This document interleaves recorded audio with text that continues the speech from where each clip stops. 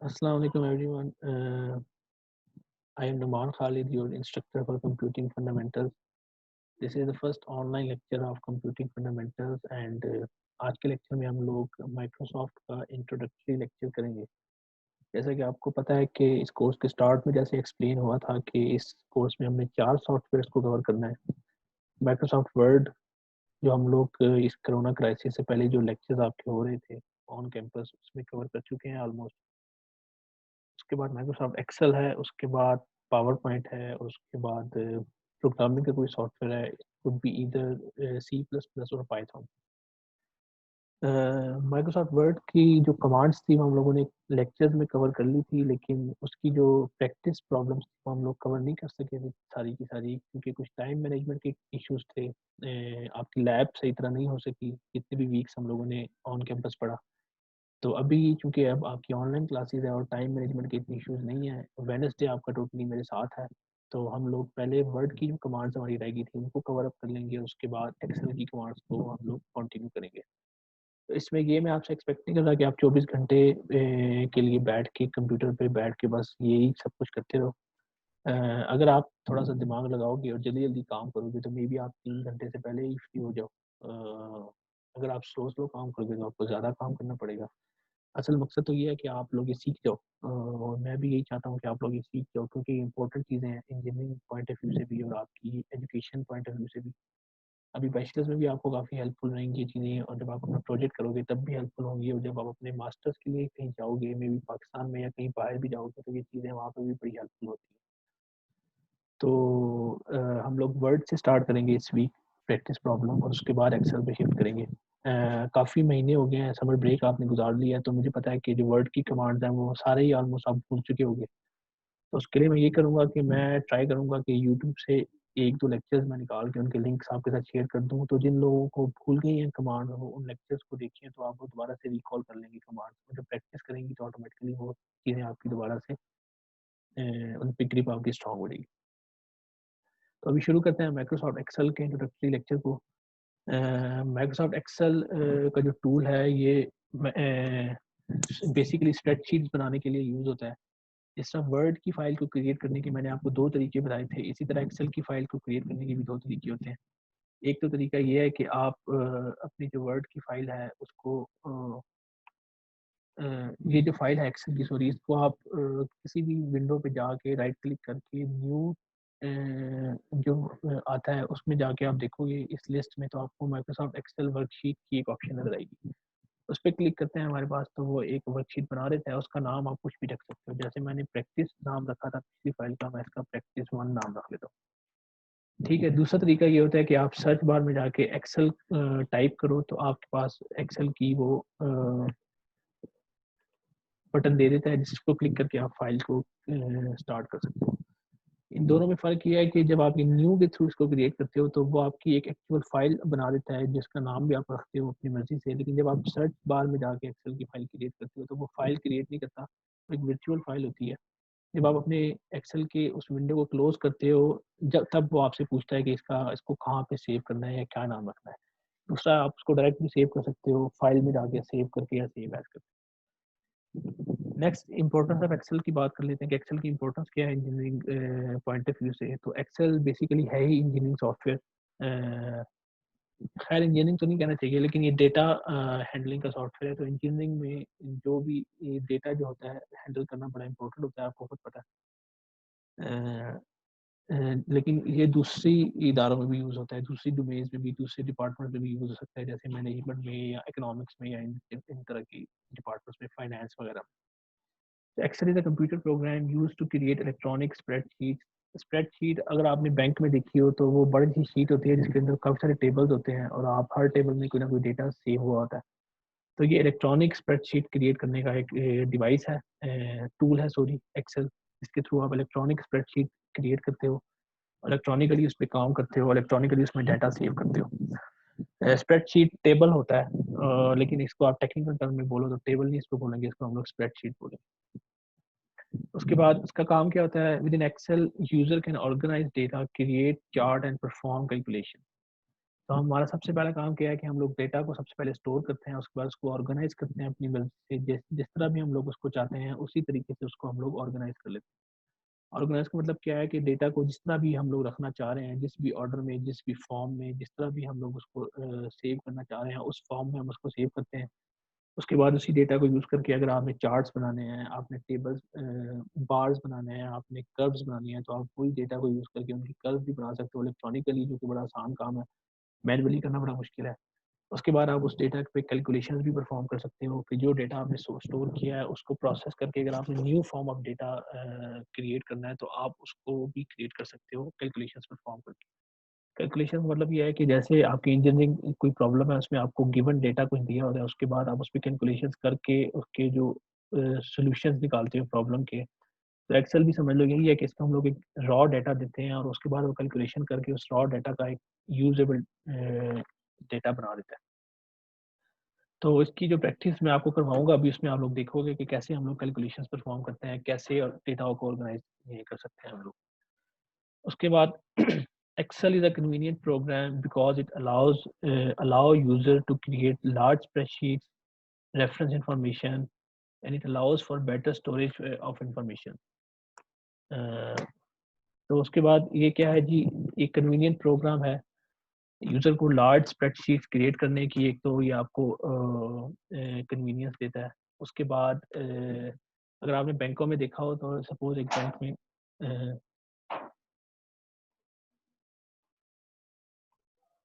अगर आपने बैंकों में देखा हो तो वहाँ पे बड़े-बड़े साइज़ की स्प्रेडशीट्स होती हैं।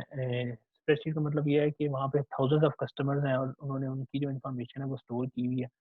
अगर मैनुअली स्टोर करेंगे तो आप ऑटोमेटिकली फाइल्स बनानी पड़ेंगी, हज़ारों फाइल्स, और उसके बाद उनको स्टोर करना और उनको इन्फॉर्मेशन को एक्सेस करना कि अगर किसी एक बंदे की फाइल हमने एक्सेस करनी है, उसकी इन्फॉर्मेशन एक्सेस करनी है, तो उस फाइल तक पहुँचना बड़ा आसान होता है।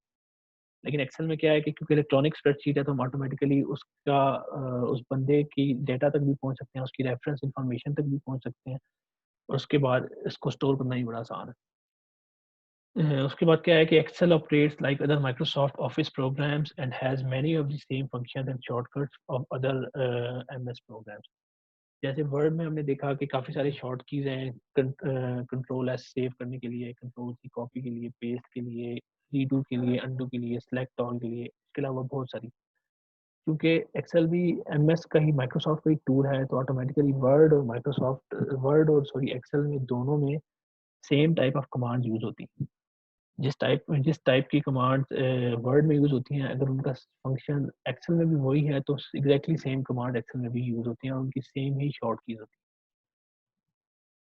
उसके बाद ओवरव्यू देख लेते हैं। एक्सेल का ओवरव्यू इस तरह का होता है, मैं आपको डायरेक्ट भी दिखा देता हूँ कि एक्सेल का ओवरव्यू कैसा है।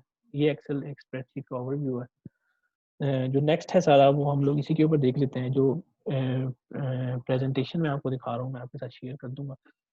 अ, इसमें जो सबसे पहली चीज़ है जो हमने वर्ड में भी देखा था कि सबसे पहले हम लोग इसके टैब्स देखते हैं कि इसके टॉप पे टैब्स कौन-कौन से हैं। शुरू के टैब्स आप देखोगे जो वर्ड के टैब्स थे, वही टैब एक्सेल में भी है, फाइल, होम और इंसर्ट का टैब। बाद वाले टैब पेज लेआउट का टैब भी वर्ड वाला ही है। उसके बाद के जो टैब्स हैं वो उनके नाम थोड़े डिफरेंट हैं। तो जिस तरह वर्ड में टैब्स होते हैं उसी तरह एक्सेल में भी टैब्स होते हैं। उसके बाद टैब्स के बाद किसी भी टैब पे क्लिक किया जाए, जैसे होम पे मैंने क्लिक किया हुआ है, इंसर्ट पे क्लिक करता हूँ या पेज लेआउट पे क्लिक करता हूँ। तो जिस पे भी मैं क्लिक करता हूँ तो यहाँ पे ये जो पट्टी है इसके ऊपर आप देखते हो कि इसकी कमांड्स चेंज हो जाती हैं। ये जो पट्टी सी नज़र आ रही है आपको, ये जो थिन सी जो रिबन है इसको हम लिटरली भी रिबन ही कहते हैं। तो एक्सेल में किसी भी टैब की जो कमांड समझ लो बार पे शो हो रही है उसको हम लोग रिबन कहते हैं। तो ये रिबन है होम टैब का। इस रिबन के ऊपर काफ़ी सारे ग्रुप्स हैं, clipboard, font, alignment, number, style, cells, editing, ideas और सेंसिटिविटी।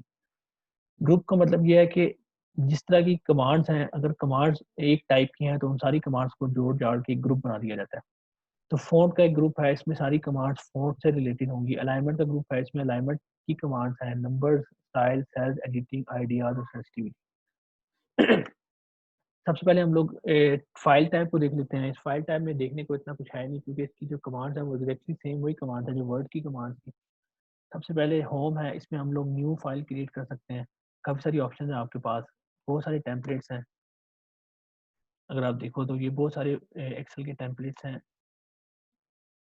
जो कि आप क्रिएट कर सकते हो, लेकिन ये बहुत एडवांस वाली चीज़ें हैं। अभी हम लोग सिर्फ ब्लैंक वर्कशीट की तरफ ही फोकस करेंगे। हमने ब्लैंक शीट क्रिएट की हुई है ऑलरेडी। उसके बाद न्यू, अगर आपने कोई न्यू वर्कशीट वर्कबुक या वर्कशीट बनानी है, तो आप न्यू पे क्लिक करो और नई शीट आप क्रिएट कर सकते हो। अगर आपने पुरानी बनी हुई कोई फाइल है जिसको आपने ओपन करना है, तो आप ओपन का बटन यूज़ करते हो। इन्फो आपको करंट ओपन फाइल की इन्फो बता देती है, साइज क्या है, उसका टाइटल क्या है, टैग्स कौन से हैं, सो ऑन। मॉडिफाई कब हुई थी, क्रिएट कब हुई थी। उसके बाद इसको हम प्रोटेक्ट भी कर सकते हैं, ये हम लोग देखेंगे कि कैसे प्रोटेक्ट होती है। इंस्पेक्ट वर्जन और सो ऑन, ये आपको उसी फाइल के बारे में इंफॉर्मेशन दे रही है जिस फाइल को आपने ओपन किया हुआ है। उसके बाद जो नेक्स्ट बटन है वो सेव का बटन है। अगर आपने इस फाइल को सेव करना है तो आप सेव पे क्लिक करोगे तो जिस लोकेशन पे फाइल क्रिएट हुई है उसी लोकेशन पे वो सेव हो जाएगी। अगर आपने फाइल को किसी और लोकेशन पे सेव करना है, किसी और नाम से सेव करना है, तो आप सेव एज की कमांड को यूज़ करते हो। अगर आपने फाइल को प्रिंट करना है तो आप उसको प्रिंट का बटन पे प्रेस करोगे। जिस तरह वर्ड में हम लोग प्रिंट करते हैं, इसी तरह एक्सेल में भी प्रिंट का बटन अपडेट करता है। उसके बाद की जो 3 कमांड्स हैं, शेयर, एक्सपोर्ट और पब्लिश, ये तीनों इंटरनेट से लिंक्ड हैं। शेयर का मतलब ये है कि आपने ईमेल करनी है अपनी फाइल किसी को, तो आप शेयर करोगे। अगर आप किसी कंपनी में जॉब कर रहे हो, वहाँ पे जो कंप्यूटर्स हैं वो आपस में इंटरकनेक्टेड हैं, एक ही नेटवर्क उन्होंने बनाया हुआ है। अगर आपने उस नेटवर्क के ऊपर अपनी फाइल को पब्लिश या एक्सपोर्ट करना है, तो ये 2 बटन उसके लिए यूज़ होते हैं। ये तीनों बटन हमारे काम के भी नहीं है। क्लोज़, अगर आपने फाइल को क्लोज़ करना है तो क्लोज़ आप कर सकते हो। उसके बाद की जो 3 कमांड्स हैं, अकाउंट, फीडबैक और ऑप्शन। अकाउंट, जिस अकाउंट से लॉगिन मैं हुआ हूँ, मुझे वो उस अकाउंट की इन्फॉर्मेशन दे रहा है, यहाँ पे आप देख सकते हैं। फीडबैक और ऑप्शंस, कौन-कौन सी ऑप्शंस हैं, ये वही वाली ऑप्शंस हैं जो वर्ड में ऑप्शंस की काफ़ी सारी ऑप्शंस होती हैं, जो इतनी ज़्यादा यूज़फुल नहीं है बिगिनर्स के लिए। एडवांस ऑप्शंस हैं, इनको हम लोग अगर टाइम बचा तो बाद में देख लेंगे, लेकिन ये बहुत आगे की ऑप्शंस हैं, इस तक पहुँचने में बहुत ज़्यादा टाइम लगता है। फाइल का बटन पूरा हो गया। अब हम लोग असल जो एक्सेल की कमांड हैं जो इसमें वर्किंग करने के लिए यूज़ होती हैं, हम उनकी तरफ आ जाते हैं। होम की कमांड है, होम का सॉरी टैब है। इसमें जो सबसे क्लिपबोर्ड की कमांड है वो बड़ी बेसिक सी कमांड है। आज का जो हमारा लेक्चर है उसमें हम लोग सिर्फ होम के बटन्स को देखेंगे। होम के रिबन पे जो कमांड है उनको देखेंगे। उसके बाद हम लोग एक प्रैक्टिस करेंगे प्रॉब्लम, इसमें डेटा भी यूज़ होता है। डेटा के ऊपर ये कमांड्स थोड़ी सी अप्लाई करके भी देख लेंगे। सबसे पहले पेस्ट की ऑप्शन है। अगर आपने कुछ चीज़ कॉपी की हुई है, कुछ सेल कॉपी किया हुआ है, वो आप पेस्ट कर सकते हो। पहले तो मैं आपको बता दूँ कि सेल्स क्या होते हैं। यहाँ पे आप देखोगे एक्सेल में तो लेफ्ट साइड पे आपको ये बार नज़र आ रहा है, जो नंबर्स का बार है 1, 2, 3, 4, 5, 6 एंड सो ऑन।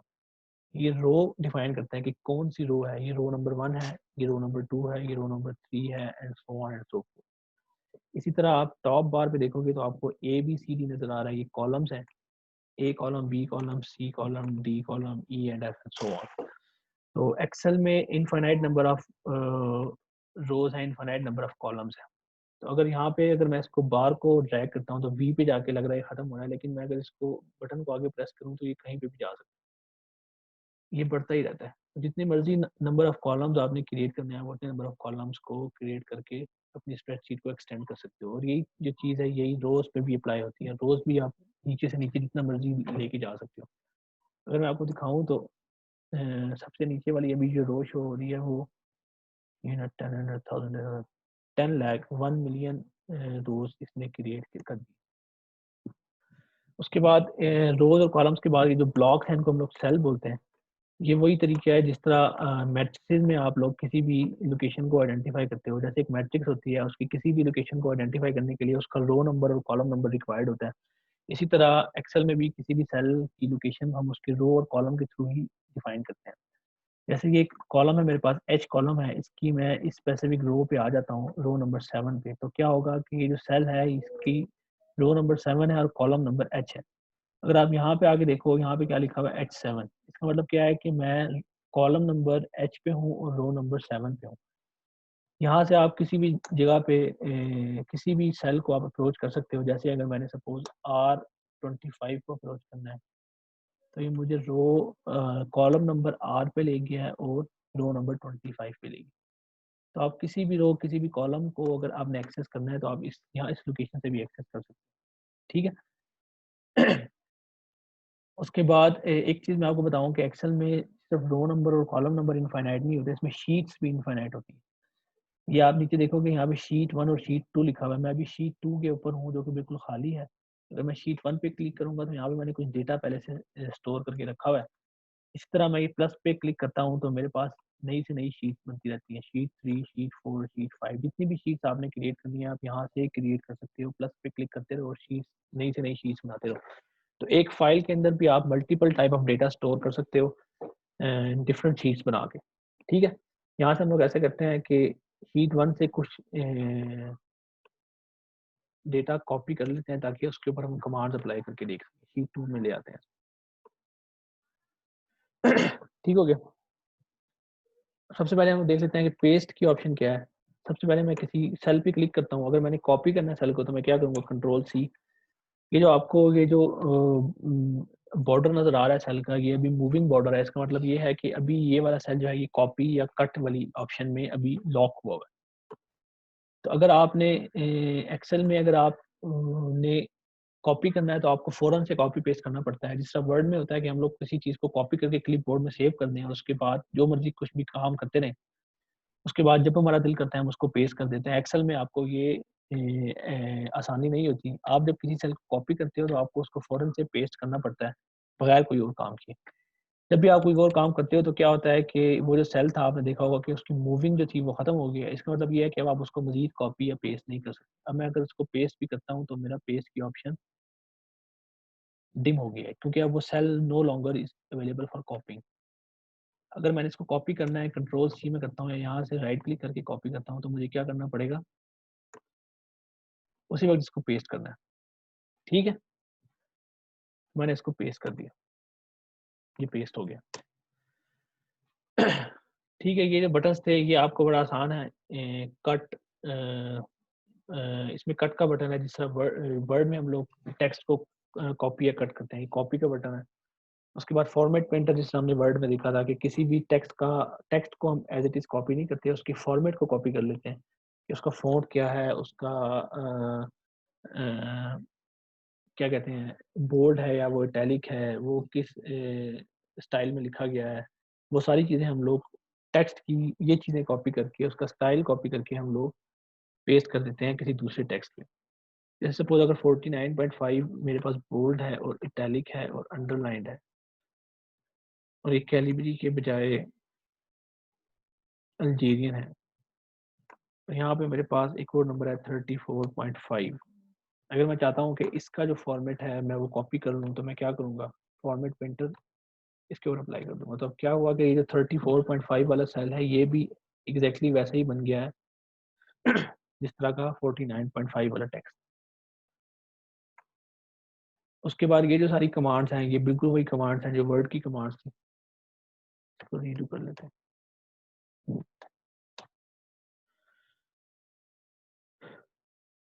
आप राइटिंग स्टाइल चूज़ कर सकते हो, कैलिबरी रखना है आपने, आपने टाइम्स न्यू रोमन रखना है, आपने अल्जीरियन रखना है, जो भी आपका दिल करे।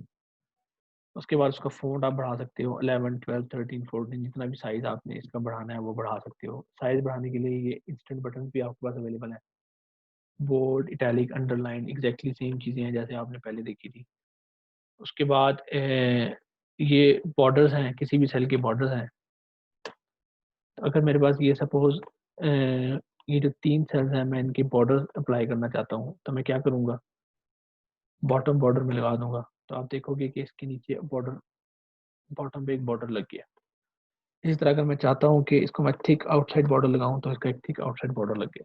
और ये सारी कमांड्स हैं जो आप किसी भी डेटा को के सेल को अप्लाई करके उसको डिस्टिंग्विश कर सकते हो बाकी सेल से। ठीक है? उसके बाद नेक्स्ट स्टेप पे क्या है, कलर्स हैं कि आप टेक्स्ट को कलर दे सकते हो। अगर मैंने इसको रेड कलर देना है तो मैंने रेड कलर दे दिया। इसी तरह आप किसी सेल को हाईलाइट करना चाहते हो तो मैंने उसको हाईलाइट कर दिया। ये ऑप्शन डेटा को प्रोमिनेंट करने के लिए यूज़ होती हैं कि अगर आपके पास डेटा शीट है और आपने उसके किसी एक पार्ट को प्रोमिनेंट करना है तो आप उसको कलर दे देते हो या उसको शेड दे देते हो। जैसे मैंने क्या करना है, मैंने जो ज़ीरो है मेरे पास, मैंने वो प्रोमिनेंट करने हैं कि जो ज़ीरोज़ हैं वो लोग हैं जिन्होंने ये क्विज़ या टेस्ट नहीं दिया हुआ। तो मैं इन सारों को सिलेक्ट करूँगा और उसको मैं शेड दे दूँगा तो आप देखने वाले को दूर से पता लग गया है कि ये जो 3 लोग हैं इनका जो स्कोर है वो 0 स्कोर है। फ़ॉन्ट के बाद नेक्स्ट पे हमारे पास अलाइनमेंट आ जाती है। अलाइनमेंट में आपके पास सबसे पहले 3 ऑप्शन हैं, ये आपको वर्ड में नज़र नहीं आती थी क्योंकि इसमें सेल्स हैं। तो हम लोग ये सेल्स की किस लोकेशन पे आपने टेक्स्ट को अलाइन करना है। वर्ड में तो सिर्फ लेफ्ट राइट अलाइनमेंट थी जो यहाँ पे भी है। सेल्स में टॉप टू बॉटम अलाइनमेंट भी होती है। अभी ये सेल जितना टेक्स्ट है उतने साइज का ही सेल है। अगर मैं सेल को सपोज बड़ा कर देता हूँ, अभी जो टेक्स्ट है आपने देखा होगा कि बिल्कुल बॉटम पे अलाइन हुआ हुआ है। मैं इसको सेंटर में भी कर सकता हूँ, मैं इसको टॉप पे भी कर सकता हूँ। अभी ये जो टेक्स्ट है मेरा राइट अलाइन हुआ हुआ है सेंटर में और टॉप पे अलाइन हुआ हुआ है। मैं इसको लेफ्ट अलाइन कर सके या सेंटर अलाइन करके सेंटर में कर दूं तो ये भी मेरे बिल्कुल सेल के सेंटर में ये टेक्स्ट अलाइन हो गया। ठीक है, सिंपल सी ये फॉर्मेटिंग के ऑप्शन है। इसी तरह आप टेक्स्ट को ओरिएंट भी कर सकते हो। मैं इसको टेढ़ा भी कर सकता हूँ, मैं इसको वर्टिकल भी कर सकता हूँ, मैं इसको रोटेट भी कर सकता हूँ एंड सो ऑन। जो भी आपकी ऑप्शन आपने अप्लाई करनी है।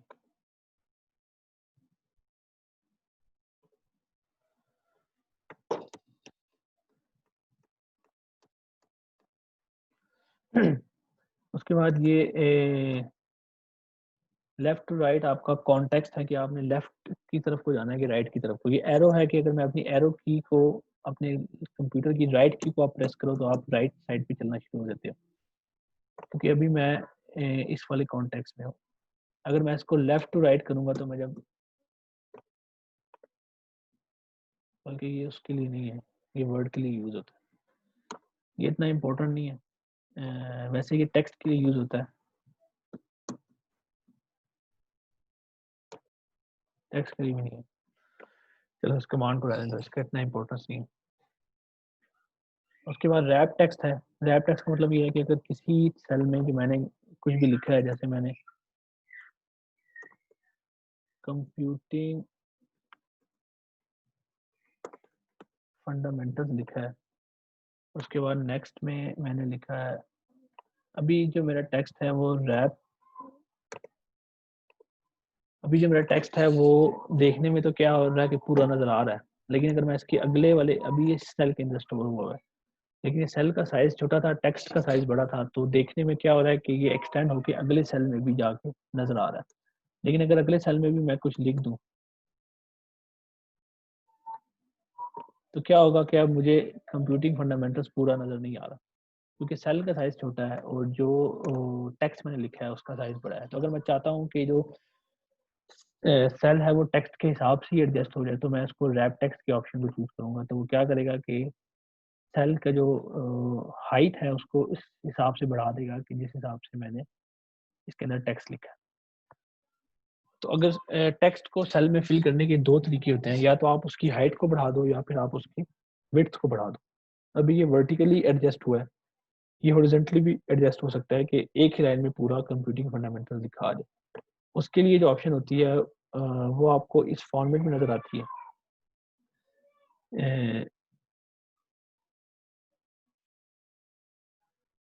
Out of it column width की जो ऑप्शन है वो आपको क्या देती है कि जितना टेक्स्ट का विड्थ है उतनी आपकी कॉलम की विड्थ ऑटोमेटिकली एडजस्ट हो जाती है। इसकी एक शॉर्टकट भी होता है। शॉर्टकट ये होता है कि आप जो एच के बाद ये जो प्लस बन रहा है आपके पास, इस प्लस पे आप डबल क्लिक करो तो इस कॉलम में जितना साइज का टेक्स्ट आएगा उसी साइज के कॉलम को एडजस्ट कर देता है उसी हिसाब से। ठीक है, तो उसके बाद ये कुछ ऑप्शन है, merge and centre, merge across, merge cells, unmerge cells. अब इसमें यह है कि सेल्स को अगर आपने आपस में मर्ज करना है, 2 या 3 सेल्स को जोड़ के एक सेल बनाना है तो आप फिर ये ऑप्शन यूज करते हो। जैसे यहाँ पे कंप्यूटिंग फंडामेंटल्स है, इसको मैं यहाँ पे कॉपी करता हूँ। अब ये जो मेरा कंप्यूटिंग फंडामेंटल्स है, ये जो 3-4 सेल्स में आ रहा है, मैं चाहता हूँ ये चारों के चारों तीनों सेल्स मिलके एक सेल बन जाए। तो मैं क्या करूँगा, मैं इसको मर्ज सेल्स करूँगा तो ये क्या हुआ, अब ये एक सेल बन गया। अगर आप इसके टेक्स्ट को हटा के देखोगे तो आपको नजर आएगा कि ये एक सेल बन चुका। ठीक है, इसी तरह मर्ज एंड सेंटर का मतलब ये है कि सेल्स को मर्ज भी करेगा और उसके बाद टेक्स्ट को सेंटर में भी ले आएगा।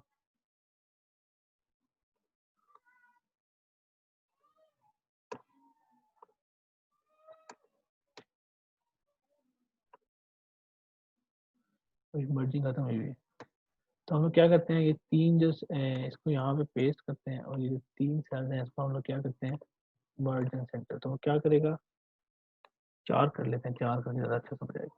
इन चारों को हम लोग क्या करते हैं, मर्ज एंड सेंटर करते हैं। तो वो क्या करता है, वो चारों सेल्स को एक सेल बना देता है और उसके बाद जो टेक्स्ट होता है दरमियान में, उस टेक्स्ट को सेंटर में अलाइन कर देता है।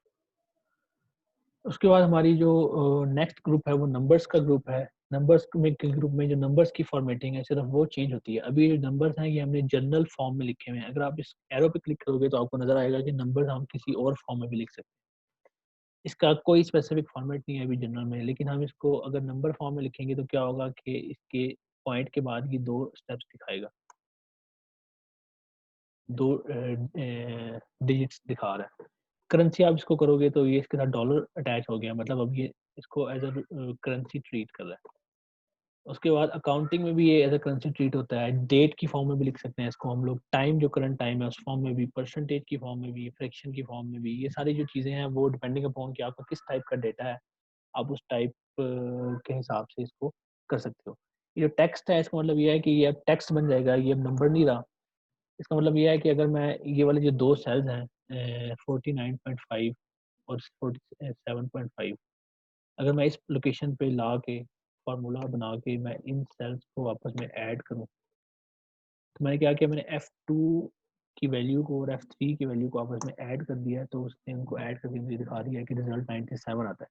ये इसलिए है क्योंकि अभी ये नंबर्स हैं। लेकिन अगर मैं क्या करता हूँ, इस वाले सेल को टेक्स्ट बना देता हूँ,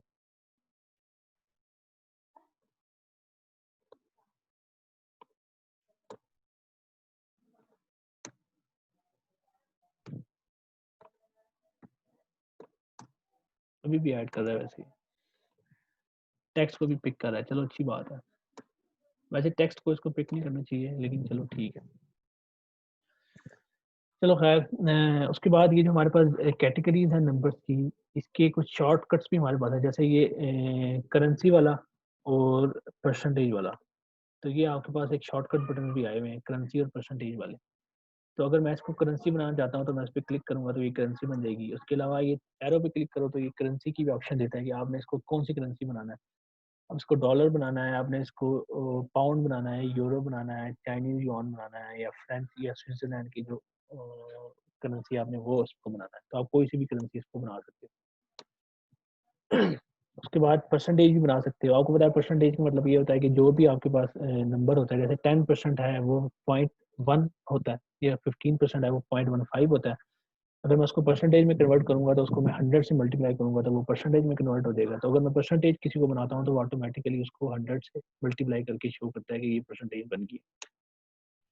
उसके बाद ये जो है ये किसी भी नंबर्स के साइज को डिफाइन करने के लिए यूज होते हैं। तो अगर मैं इस पर क्लिक कर रहा हूँ तो क्या हो रहा है कि पॉइंट के बाद जो डिजिट्स हैं वो बढ़ते जा रहे हैं, और अगर मैं इस पर क्लिक कर रहा हूँ तो क्या हो रहा है कि पॉइंट के बाद जो डिजिट्स हैं वो कम होते जा रहे हैं। उसके बाद कंडीशनल फॉर्मेटिंग आ जाती है। कंडीशनल फॉर्मेटिंग में हम लोग क्या करते हैं कि सारे के सारे जो हमारा डेटा है किसी भी कॉलम में या किसी भी सेल में, उसके ऊपर हम लोग फॉर्मेटिंग अप्लाई नहीं करते हैं। हम लोग क्या करते हैं, स्पेसिफिक सेल्स में जिनकी जो कोई स्पेसिफिक कंडीशन को फुलफिल करते हैं, हम लोग उनके ऊपर फॉर्मेटिंग अप्लाई करते हैं। तो हमने हमारा जो पहली ऑप्शन है इसमें क्या है, highlight cells rules greater than, less than, between, equal to. तो मतलब ये है कि हमने वो वाले सेल्स हाईलाइट करने हैं जो किसी स्पेसिफिक नंबर से ग्रेटर देन हो, किसी स्पेसिफिक नंबर से लेस देन हो, किसी दो नंबर्स के इन बिटवीन हो, किसी नंबर के इक्वल टू हो, या उनमें कोई स्पेसिफिक टेक्स्ट हो, या कोई स्पेसिफिक डेट आ रही हो, या डुप्लीकेट वैल्यूज हो जिनकी दो एक जैसी वैल्यूज हैं। हम लोग बारी बारी करके देख लेते हैं कि क्या इनका मतलब है। ग्रेटर देन कर लेते हैं। तो ग्रेटर देन हम लोग क्या करते हैं, इसको ग्रेटर देन 35 कर लेते हैं। तो अभी आप देखोगे इसने क्या किया है कि ग्रेटर देन 35 जो भी सेल्स थे उनको इसने हाईलाइट करके रेड कर दिया। ठीक है। तो ये जो मैंने जीरो आपके यहाँ पे किया है, अगर मैं इसकी फॉर्मेटिंग जो है, इसको जो मैंने हाईलाइट किया है इसको मैं ख़त्म करूँ और मैं चाहता हूँ कि मैं डायरेक्टली खुद से मैनुअली जीरो चूज ना करूँ,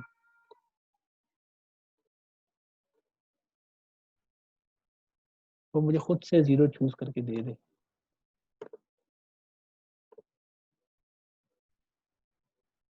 बॉर्डर इसने उड़ा दिए, वो लगा देते हैं पहले।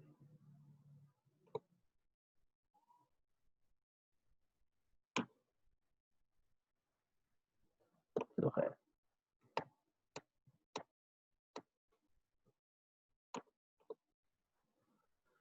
तो मैं क्या करूँगा, इस कॉलम को चूज करूँगा और उसके बाद मैं कंडीशनल फॉर्मेटिंग में जाऊँगा। इसमें मैं इक्वल टू पे क्लिक करूँगा और ज़ीरो क्लिक कर दूंगा। तो जो जो ज़ीरो वैल्यूज़ हैं वो उसने हाईलाइट कर दी है। मैंने सारा कॉलम चूज कर लिया था, मुझे सिर्फ वैल्यूज़ चूज करनी चाहिए। जो खाली सेल होता है वो एज अ ज़ीरो ट्रीट होता है, इसीलिए उसने खाली जो सेल्स थे उनको भी हाईलाइट कर दिया। अभी देख लें, जो ज़ीरो थे वो मेरे पास हाईलाइट हो गए। उसके बाद लेस देन देख लेते हैं। लेस देन अगर मैं कहता हूँ कि लेस देन 25 वाले हाईलाइट करो इसमें से,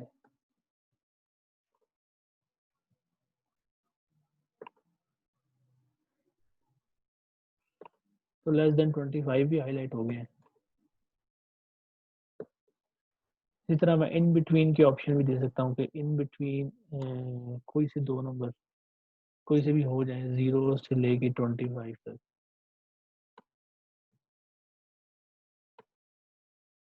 ये चूज करने की बात करना है।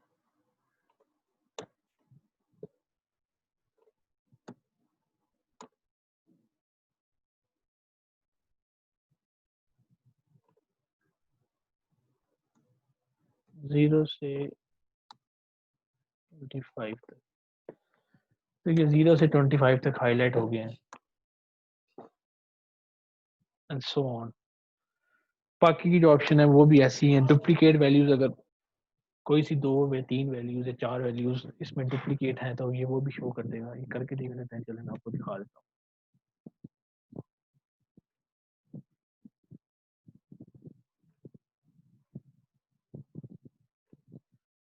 तो इसमें क्या है कि 47 का डुप्लीकेट कहीं पे है, ये देखें 47 का डुप्लीकेट है। 0 के डुप्लीकेट्स हैं ऑटोमेटिकली। 48 का भी कोई डुप्लीकेट है, ये देखें 48 का। जिन जिन वैल्यूज की डुप्लीकेट्स हैं उसने सारी वैल्यूज शो करवा दी। ठीक है। उसके बाद टॉप बॉटम रूल है। टॉप 10 आइटम्स अगर हमने हाईलाइट करवाना है तो ये टॉप 10 आइटम्स को हाईलाइट कर देगा। अगर हमने टॉप 10% वैल्यूज को हाईलाइट करना है तो टॉप 10% वैल्यूज को हाईलाइट कर देगा। तो ऑटोमेटिकली जितने नंबर ऑफ सेल्स हैं उनकी परसेंटेज निकालेगा और उसके हिसाब से वो आपको नंबर ऑफ सेल्स जितने भी बनते हैं वो आपको हाईलाइट करके दिखा देते हैं। सपोज अगर मैं इसको 40 यहाँ पे एक नंबर ऐड कर देता हूँ, 2 कर देता हूँ। अभी आपका जो है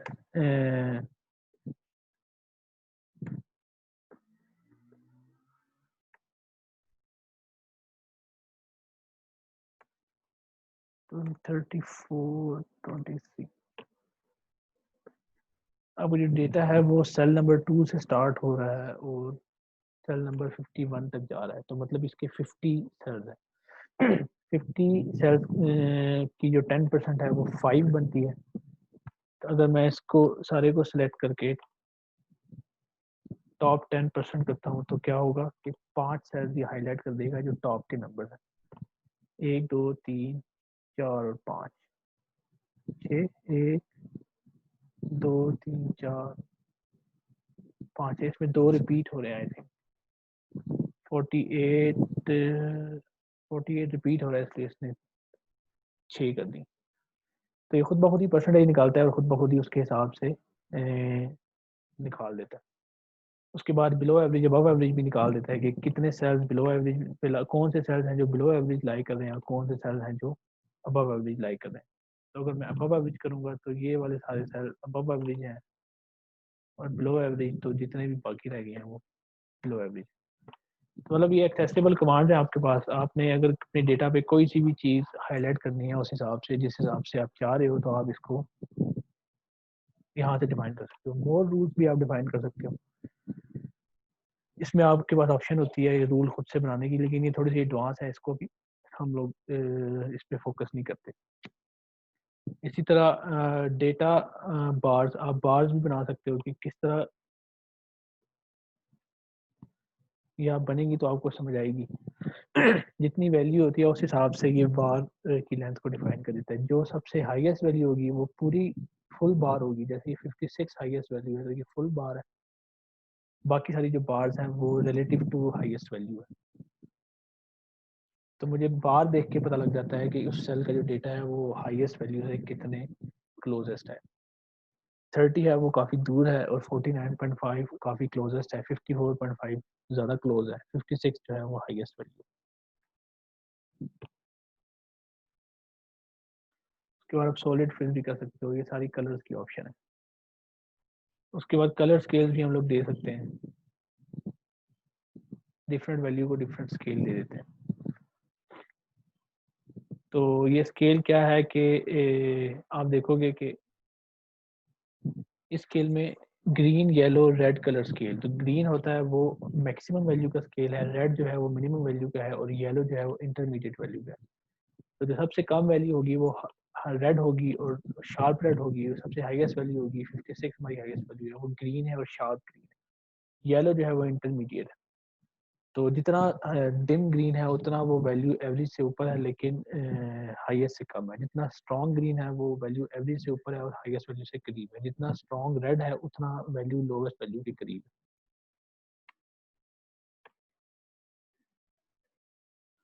उसके बाद आइकॉन सेट्स भी होते हैं कि आप उनको आइकॉन सेट्स दे दो। ये इतना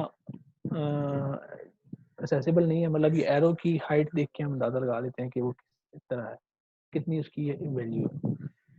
तो ये जो ग्रीन एरो है ये टॉप की तरफ पॉइंट कर रहा है, ये ज़्यादा बड़ी वैल्यूज के लिए है। रेड एरो नीचे की तरफ पॉइंट कर रहा है, ये इंटरमीडिएट वैल्यू, ये सबसे लोअर वैल्यूज के लिए है। येलो जो है वो इंटरमीडिएट वैल्यू के लिए है। तो जो 30 है वो एवरेज है, आप देख सकते हो, तो ये हॉरिजॉन्टल है, एवरेज के पास पास है। ये एवरेज 41 एवरेज और हाईएस्ट वैल्यू के इंटर इन बिटवीन है, तो ये 45 डिग्री पे टिल्ट हुआ हुआ है। और जो 19 है वो एवरेज और मिनिमम वैल्यू के इन बिटवीन है, तो ये फोर्थ क्वाड्रेंट में 45 डिग्री पे टिल्ट हुआ हुआ है, and so on. New rules अभी हम लोग नहीं पढ़ रहे।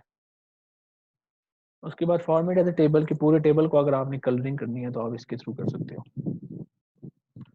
उसके बाद सेल स्टाइल्स आ जाते हैं कि आपने सेल को किस तरह का स्टाइल देना है, ये भी सेल्स की कलर्स और उसके बारे में सारी चीज़ें। इसमें डेटा ऑर्गेनाइजेशन में इनका इतना ज़्यादा ऐसा रोल नहीं होता।